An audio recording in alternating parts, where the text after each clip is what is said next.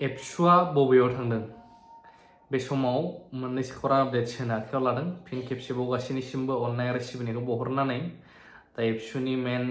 खोथाखौ लाबोयैनि सिगां माखासे खौरांफोरखौ नोंथांमोननो होग्रोनो सानो बे जाहैबाय मानाव गेदेर उरखावगोरा बिथां आसामनि मन्थ्रि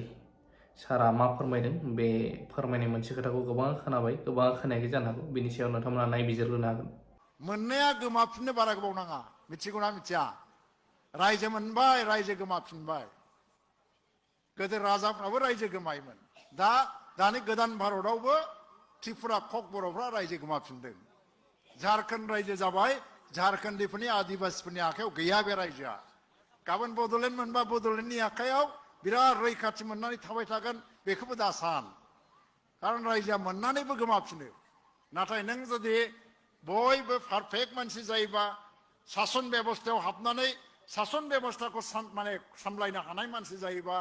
लेखा गोरों जायोबा साहित्यिक जायोबा बिगियानी जायोबा डक्टर इन्जिनियारनि अभाब गैयै जायोबा बे रायजोखौ नोंनिफ्राय रावबो सिख'नो हाया आसामाव साबसे जों रायबाय थाग्रा जाथिया दंफालाय सोरबा सोरबा ओरैयारिबो दङ जाय टटेल रायजोनि 30% मानसिया रायजो खुंगासिनो दं मानो होनबा बिसोर गुन गोनां गियान गोनां पारफेक्ट मानसि गोजा 70%आ रायजो खुंनो हायाखै मानो बिसोर लेखा रोङा पारफेक्ट जायाखै गुन गोनां मानसि नङा दा जों जुदि गुन गोनां मानसि जायोबा जोंनि जनसंख्या जेखि जाया मानो जोंखौ रावबो गादबनो हानाय नङा दा आं बेखिनिखौनो खावलायबाय नोंथांमोना खोनानो मोनबाय दानिया फैदो गुबुन मोनसे खौराङावहाय जोंहा राजु नार्जारि बिथां UPPLनि मानगोनां सोद्रोमाया फैगौ MP इलेक्सनखौ लानानै बिथाङा मा फोरमायदों बेखौ खोनासंग्रोनो हागोन बिसायख'थिया माब्ला जामारगोन बेखौथ' जों दाबो मिथिथ'वा जिहेतु माने इलेक्सन कमिसन अफ इन्डिया दाबो फोसावाखै जेब्ला फोसावगोन जों अब्ला मिथिगोन खिन्थु जोंनि UPPL हान्जानि साखाफाराया बेथ' जोब्बायानो आरो बेबायदि जोंना स्पेसियेल साखाफारानि दरखार जाया जोंहा जिहेतु बुथ कमिटि दङ जोंहा प्राइमारि कमिटि दं ब्लक कमिटि दं डिस्ट्रिक्ट कमिटि दं सेन्ट्रेल कमिटि दं जों एनि टाइम माने बिसायख'थि फैब्लानो गेलेनानै देरहानायनि थाखाय जोङो जेब्लायबो साखाफारायानो जानानै थाबाय थाखायो केन्डिडेटनि महराव नुनो मोनगासिनो दं सार मा बुंगोन केन्डिडेटनि दिनैसिमबो जोंनि हान्जानि सिङाव जों सावरायनाय जायाखै दिनैसिमबो एटलिस्ट आं मिथिया केन्डिडेटनि सोमोन्दै सावरायनायखौहाय आं हान्जानि गाहाय नेहाथारि जानानैसो खामानि मावगासिनो दङ गतिके जोंहा जोंनि UPPLनि मानगोनां दैदेनगिरिफोर जोंनि मानगोनां आफादगिरि प्रमद बर' सार जोंनि गायसनगिरि आफादगिरि UG ब्रह्म सार जोंनि मावफुं आफादगिरि रोंग्रा नार्जारि सार आरो जोंनि हान्जानि लेङाइ आफादगिरि गबिन्द बसुमतारी सारमोना बे आयदानि सायाव सावरायगोन बिथांमोना बेखौ फाइनाल खालामगोन फाइनाल खालामनानै जोंना जेब्लानाखि बिजाथिया थिग जाबाय अब्लानो नोंथांमोननो फोसावगोन आरो जिहेतु दाबो बिसायख'थिनि डेटखौनो फोसावाखै बिजाथि फोसावनायनि खुनु बाथ्रायानो फैया जेब्ला बिसायख'थिनि डेटखौ फोसावगोन अब्लासो जोंनि हान्जानि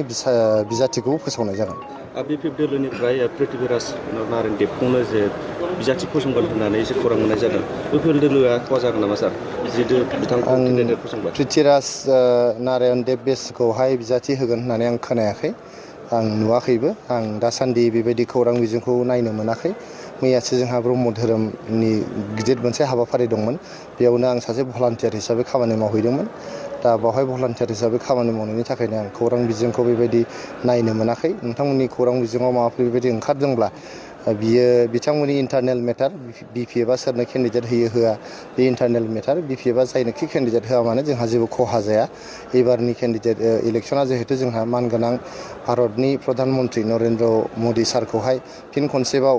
प्रधान मन्त्रि बानायनायनिसो मोनसे इलेक्सन बियो गतिके बावहाय खुनु कन्टेस्ट जानाय नङा जोंनि बड'लेण्डनि मोननैबो समस्ति दरं उदालगुरि आरो क'क्राझार बेयाव NDAनि केन्डिडेटआ वाक अभार दानिया फैदो जोबथा खौराङावहाय जोंहा एबसुआ बबेयाव थांदों एबसु आरो दानि सोलिफुबाय थानाय गभर्नमेन्ट मानाव गेदेर प्रमद बर' सार आरो बिथांनि माखासे लोगोफोर आरो एबसुनि प्रेसिडेन्ट दिपेन बर' सार आरो बिथांनि लोगो हान्जा जोंहा दिल्लीयाव थांनानै नखर मन्त्रि बा हम मिनिस्टार अमित शाहजों सावरायहैदों आसा खालामो सावरायनाया थाबैनो मोजां जागोन मानो होनब्ला BTR रेकर्डनि जायफोर इमप्लिमेन्ट जाजोबनांगौ अलमस्ट 4 इयार्सआ थांबायानो होनदों रानिं जागासिनो दङ दा 5 इयार्ससिमावनो कमप्लिट जाजोबनांगौ 5 बोसोराव थ' जाजोबमारगोन ना जाजोबमारा सिगांथ' गोबां खोथा होनायखौ जों नुबोदोंमोन, मास मोननै 6 मासावनो जागोन दा बैफोर जागोन होननाय खोथाफोरखौ नायोब्ला 5 इयार्सआव अलमस्ट जाजोबनांगौखौ जों नुयो। थ' जाजोबोब्ला जोंनि थाखाय मोजाङानो जागोन। बिथांमोनहा सावरायहैदों, बे खौरांखौ नोंथांमोननो होनाय जाबाय। थेंक इउ भेरि माच फर वाचिं, लाभ इउ अल।